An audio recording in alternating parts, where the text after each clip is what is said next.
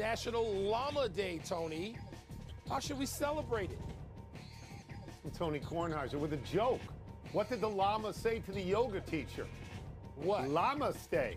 Are you a namaste? Are you a yoga guy? Do you know that pun on I namaste? have no idea what that is. I have no idea what you just said. Okay, great. None. Great. So then that joke is lost on you, but there are dozens of people laughing. I'm sure. And they're getting all up from, our yoga viewers. A pad. Yeah. Yeah. We got some. Well, maybe we don't. I don't know. Welcome to PTI, boys and girls. In today's episode, the college football playoff is set. Juan Soto gets nearly $800 million from the Mets, and Kirk Cousins looks shaky again. But we begin today with the two top teams in the AFC, Kansas City and Buffalo. The Chiefs again got a walk-off field goal, this time against the Chargers. The Chiefs' fifth straight win on the last play of the game. The Bills scored 42 points and got 6 touchdowns by Josh Allen, but lost on the road to the Rams 44-42. So, Wilbon, which result did you find more compelling? Tony, result I found more compelling is Kansas City. And I watched every snap of that game last night. And just to get the doink for the division, as I think cleverly our friend Mike Tirico said, I think of my franchise, we get double doink and get bounced out of the playoffs. This guy comes in and doinks it off, it goes in, and they win the division. Yeah. Every game has such drama, Tony. And so, if I did the as you used to tease me, the WPI, Wilbon Power Index, Kansas City has to be at the top because they keep winning these games and they're the champs. But, I think Detroit's a better team. Like when I take Detroit tonight, I'm not a bettor, as you know. Would I take them in a game against Kansas City? I think I would. But Kansas City keeps winning these stupid games. Yeah. And it's just like all the great championship teams in other sports forever and ever. Whether you're talking about the Bulls and the Celtics or the Yankees or the Dodgers or whomever, they just championship teams find ways to win. And number 15, my goodness, I didn't think I'd ever compare a quarterback in my time to Joe Montana when it came to escaping and winning games and daring in sort of a James Bond nature. But he's got that element, and so that's the result for me. Josh Allen, vote for him for MVP. If I had a vote, I might vote for him for MVP. But Kansas City, Tone, again, they deliver. Yeah. I will just say about Mahomes, as I've said 1,000 times, he's the best football player on the planet. There's no doubt about that.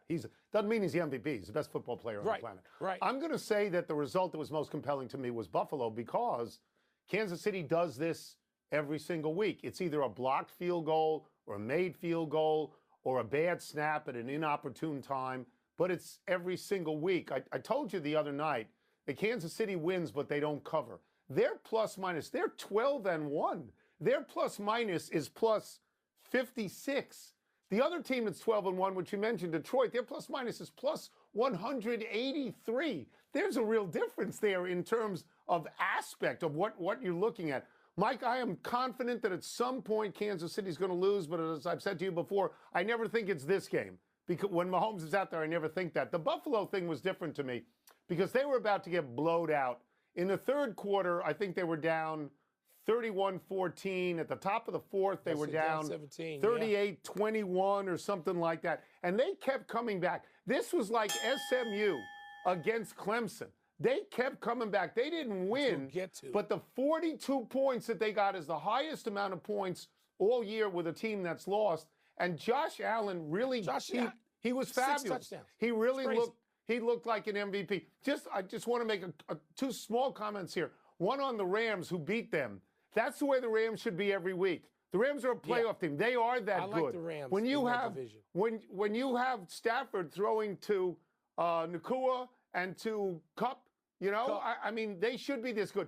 And Pittsburgh, which we didn't mention, also 10-3 like Buffalo. You know what Pittsburgh's got coming up? Because we're going to learn about them. They're at Philly. They're at Baltimore. They're home Kansas City. So we're going to know about them. They could. Yeah. Yeah, that's a torture chamber right there. Well, you alluded already to the college football result from the weekend. One of them, Tony, the 12-team college football playoff, of course, is set.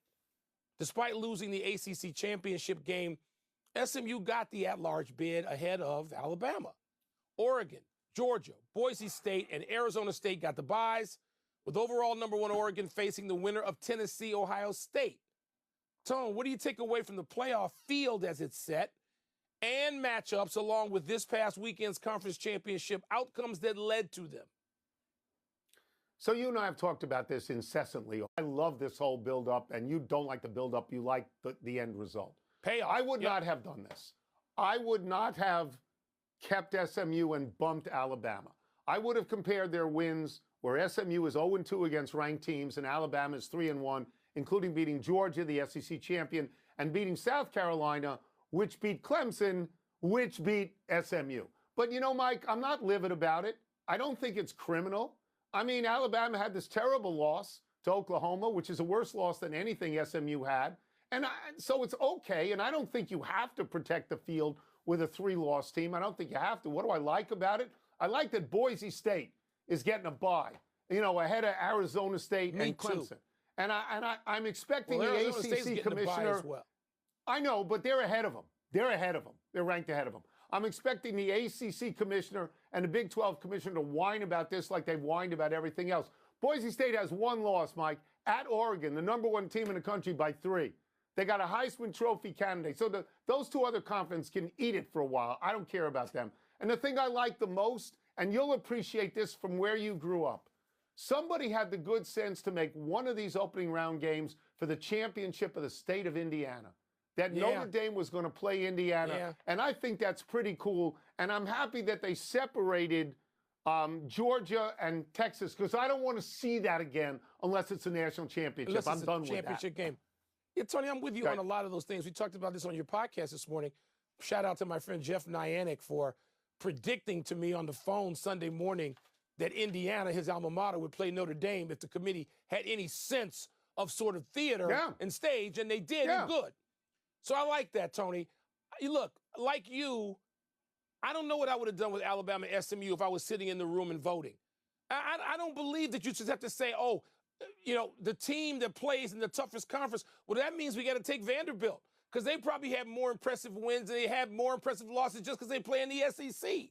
So I'm not playing that game, and that's what I was afraid that was going to be played, and it wasn't. So let me commend the committee and apologize for suggesting all fall they would try to put a 5-loss SEC team in the field, because you know that's what I legitimately thought. I'm glad to be wrong. The matchups are weird to me. I mean, Penn State gets what appears to be an easier draw than Oregon. Yes. Now, that's not something the committee could take care of because it wasn't in their charge. This has to be fixed the next time around. They can do this next year. I agree with that. Look, Tony, 12 is too many. You shouldn't have to play 17 games in college football to win a championship, which somebody could have to do. I'm going to watch it all and be crazed and happy over all of it. It's too much. It's too many. It goes on too long. But we are a world and a culture of excesses, and so that's what we got. I'll enjoy it. By the way, shout out to Clemson and to Dabo Swinney in this regard, that Clemson understands how to maneuver in a big game, and they had a big game. They do. And everybody put Dabo Swinney on the side of the road because of him and the transfer portal. So it's redemption for him. To a degree, it is redemption. Let's move to the signing of Juan Soto by the Mets for $765 million over 15 years, the most individual money in the history of sports. Soto turned down just $5 million less from the Yankees, where he played this year. Wilbon, what does this tell us about Soto, about the Mets, the Yankees, and about baseball? Tony, it tells me less than most people. It reminds us that this is what Scott Boras does. And if you attach yourself to him as a player, the greater you are, your decisions are going to be fueled mostly by money, and you accept that. Otherwise, you wouldn't sign up with Scott Boras. You say, I got other priorities. I can take 5 or 10 or 15 or $100 million. So it doesn't tell me anything. It's the championship of New York. It goes back and forth. I don't particularly care about that. This is a big story. Don't get me wrong. I get that. Juan Soto's already been on 4 teams. He's 26 years old. He left your team, the Nationals, in the lurch after winning a title. He was barely out of diapers. So this is a big story. He gets more money than Shohei. I mean, you know, I don't know that I would do that. But, Tony, I don't know how long it will matter. I hope, is he Albert Pujols? Is he going to leave and go somewhere and his production going to drop forever and ever more and he hit his height in his 20s? I don't know, but it doesn't excite me. It's fine. The Mets should be great. They put him in a lineup with a guy who's already MVP quality. It's fine, but it doesn't excite me. So I'm stunned by the money. Everybody is sort of stunned by the money. This is more than double what the Yankees paid Aaron Judge a couple of years ago. And Aaron Judge has put up a 62 and a 58.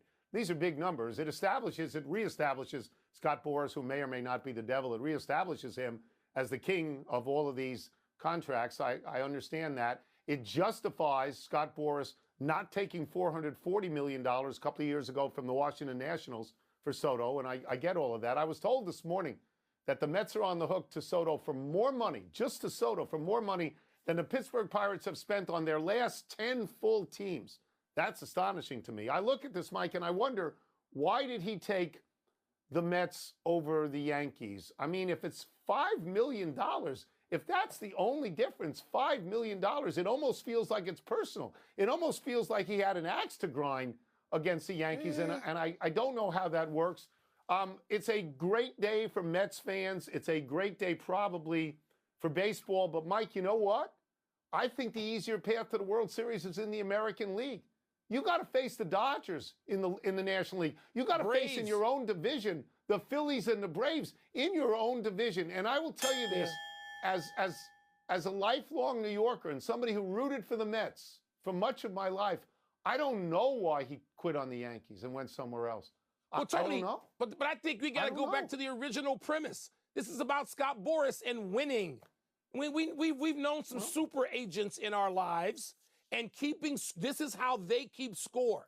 And they manage to seduce young athletes and convince them that this is how you keep score, by winning. This is what they do. Didn't he seem happy on the Yankees? Didn't it seem like he liked playing with Aaron Judge? He won't be happy. He won't be happy on the Mets. We'll see. Let's take a break. Coming up, is it time for the Falcons to bench Kirk Cousins in favor of Michael Penix Jr.? Got Frankie Lindor next to him in that lineup down in that locker room, too. The Seahawks are in first place in the NFC West, but how strong is their grip? Tony, I don't know what happiness is at 26 when you make that much money. I don't know what that is. Time to find out what the minions are mulling in mail time. 3 M's. Let's get the first one. Here we go. Alliteration there. Is it time for the Falcons to bench Kirk Cousins for Michael Penix Jr.? Not to me, Tony. I know we're at a place now where the moment you have a bad quarter, you know, they're asking on every television show, including this one, whether you should go to the bench. And I understand Cousins has had more than a bad quarter. He's had 2 bad games. He's thrown 8 picks, no touchdowns. He's had 2 bad games. One of them at his former home yesterday, which had to be tough for him to swallow in Minneapolis. But no, I mean, they're still only a game out of first place in their division, a game behind Tampa. 2-game slump, but you can't have a 2-game slump anymore and pull out of it and trust that your coaching staff is going to ride with you because they're paying you damn near $200 million. Really, a 2-game slump you can't have anymore, because every great player ever has had a 2-game slump. So no, I'm not going to Michael Penix Jr. yet, not me. I thought it was a 4-game slump. I thought that they were 6-7 and lost 4 games in a row. But he's and in those been 4 bad games too. that he had something like 8 interceptions and no touchdown passes. And it made it look worse yesterday because he goes back to Minnesota. And Sam Darnold, who replaced him, has had, in those 4 games, 11 touchdown passes and no interceptions. Look, I think they're the most, I think you can make a case that Atlanta's the most disappointing team in the league. I really think you can. And I think there's probably people running around the front offices asking this question: why didn't we hire Bill Belichick? He wanted to come here. He had 2 interviews. I would bench him. You know why I'd bench him, Mike? Because of the other rookie quarterbacks out there right now. Drake May and Jaden Daniels and Caleb Williams and Bo Nix. You know, Bo Nix. And so, I mean, yeah, to me, I would do it. I'd take the chance right now, see how they did. By the way, Tony, let me just a quick nod to say, you mentioned Darnold. He's having an MVP-like season. No, I wouldn't put him ahead of Saquon Barkley. I wouldn't put him ahead of Josh Allen. But come on, this guy is having a great season. Right. They've lost 2 games. Great season. Did the Seahawks win over the Cardinals prove that Seattle is the best team in the NFC West? No, not to me, Tony. There's no proof. No, nobody's proven anything yet. You alluded to this earlier. When the Rams play like this, You know, when they've got that trio out there, I think the Rams, if I had to rank the teams and how I think they will finish in a couple of weeks in that division, I would go Rams, Seahawks, Cardinals, and then the 49ers because they just got too many injuries to survive. Though they beat the daylights out of the Bears. That was a homecoming game yesterday. Doesn't mean anything to the season, the larger season, but that would be my ranking in that division. Let me just say this. I believe I had this on Friday. I told you that Seattle was going to beat Arizona, that Kyler Murray is great fun to watch, but he doesn't actually win games, and you insisted Arizona was going to win. Yeah, they haven't proven anything because there's no best team in that division because there's 8-5, 7-6, 6-7, and they all have to play each other again. The Rams are good. The 49ers killed the Bears. They put 38 on the Bears defense. They held the Bears to 4 yards. 4 yards in the first half. 4 yards. That's more what punts happens. than yards. How's that coaching change working out? Oh, my. Listen, 4 that's yards. what happens when we go to San Francisco, no matter who Coach Ditka took those kind of losses in San Francisco. Wanstead took those kind of losses in San Francisco. Lovie Smith. Tony, I was out there for a game. I think we lost 48-0. We go out there, we stink it up. That's what happens. George Allen took those kind of losses in San Francisco. Humiliating. Complete Humiliating. Enough email. Let's take one last break, but still to come. How concerned should the Eagles be about their passing game? And Joel Embiid finally returns, but how much? How long, as Richard Pryor once said, can the Sixers count on him? How long? I think it's 4 bad games for Cousins and the Vikings, no? You think it's just... Happy time, people. Happy belated 66th birthday, George Rogers. With the Heisman Trophy being awarded this coming Saturday, we celebrate the 1980 Heisman winner out of South Carolina, whose birthday was yesterday. Rogers is the all-time leading rusher at South Carolina with 5,204 yards. He went over 100 yards 27 times, including his last 22 college games. Rogers became the NFL's #1 overall draft pick, went to the New Orleans Saints, earned Rookie of the Year by rushing for a league-leading 1,674 yards, which is still the Saints' record. Nagging injuries caused Rogers to retire after just 7 seasons. But Rogers was on Washington's 1987 Super Bowl champions. That Super Bowl game was his final game. Tony, November 1, 1980, I was in attendance between the hedges to watch George Rogers and Herschel Walker square off. Yeah. And it was a low-scoring game, like 16-13 or something like that. But that game, I remember thinking at the time, this is a wow. And all these years later, that's an all-time highlight to see those two guys in that setting, which I don't know that you really get anymore. Agreed. Not so happy anniversary, Shaquille O'Neal. Around this day 24 years ago, the big Aristotle broke a 40-year-old NBA record when he missed all 11 of his free throws against Seattle. The record Shaq broke was Wilt Chamberlain's. Chamberlain missed all 10 of his free throws against Detroit in 1960.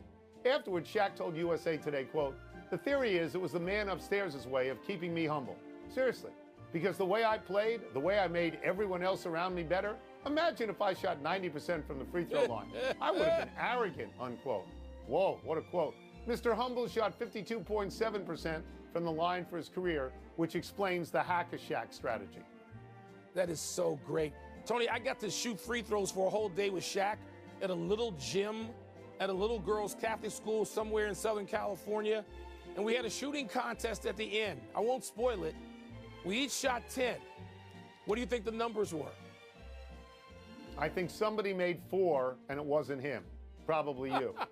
Happy trails 7. to the Hall of Fame Thank waits for Dave Parker and the late Dick Allen. Both were elected to the Baseball Hall of Fame by the Classic Baseball Era Committee. Parker played for 6 teams over 19 seasons, but in his 5-year peak with the Pirates in the 70s, the right fielder won 2 batting titles, 1 MVP, 3 Gold Gloves, and a World Series ring.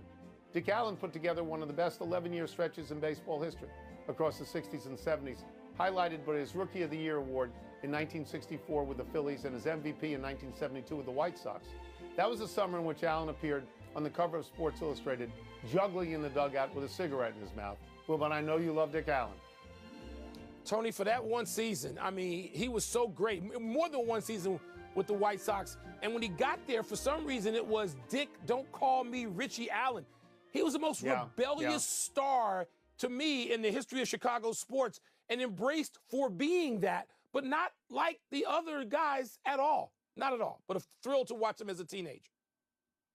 Let's go to the big finish if we could. Joel Embiid, your boy, returned as the Sixers beat the Bulls. Your review. Tony, he says he still has soreness in his knee. I don't know what it means. Like, how often can he be out there and not have soreness or swelling or something? The Los Angeles Galaxy beat the New York Red Bulls Saturday to win the MLS Cup. I know you were impressed. Yeah, they've won it a bunch of times before. Where was Messi? I wanted to see him. The Eagles beat the Panthers to move to 11-2, but they're concerned about their passing game. Is that fair? Yeah, maybe. It's kind of a look ahead. You're not going to run the ball down the throats of the Detroit Lions in Ford Field if you have to play there in January. So maybe we're getting ahead of ourselves. Bengals, Cowboys on Monday Night Football. You care about that? It has no inherent drama, but there's a Simpson altcast on ESPN I think people will watch. Last one, your Wizards beat the Nuggets on Saturday and lost to the Grizzlies on Sunday, giving up 140. Your thoughts? My thoughts are of the Nuggets. They lost to the Wizards, and that made Michael Malone crazy, and they went out and put 140 on Atlanta last night. I don't know what to make of the Nuggets yet. I don't think they know either. 140 is a lot of points. We're out of time. It is. We will try to do better the next time, and I am Tony Kornheiser. I'm Mike Wilbon. Same time tomorrow, Knuckleheads. And now to get you set for Monday Night Football, here's Scott Van Pelt and the Countdown Crew. Grizzlies, Tony. We should have dressed up as the Simpsons just for this segment. We should have